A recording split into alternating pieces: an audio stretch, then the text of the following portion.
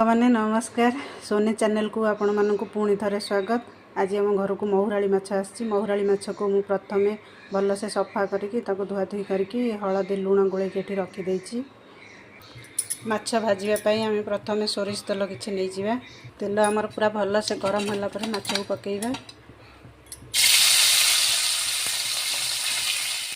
माछ भजाटी पूरा रेडी हो जाइए। तरकारी आम किसी परिबा नबा। सजना छुई सारू बैगण आलू या महुराली माछ पकईकिना मुझे बेसर भी बाटी देछि।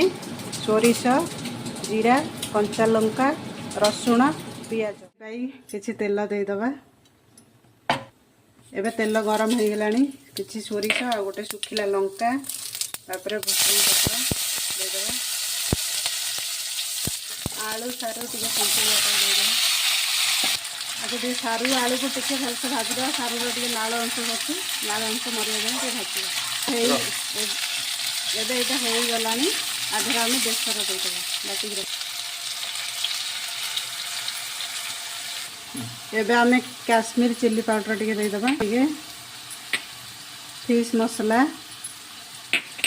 हलदी पाउडर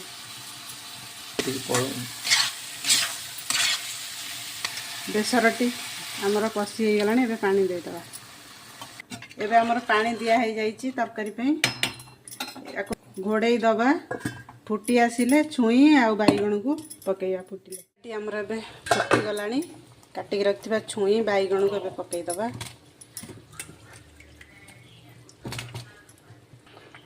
पकई देले सबू आगु छाड़ दबा। घोरे दबा। एबे सिझीबा को छाड़ दबा। तरकारी आमर एबे हो गलानी। आलू हरिया सब सिझी गलानी। तादेहरे एबे आमे माछ पकई दबा। आउ छोट खंडे आंबुल पकई दबा।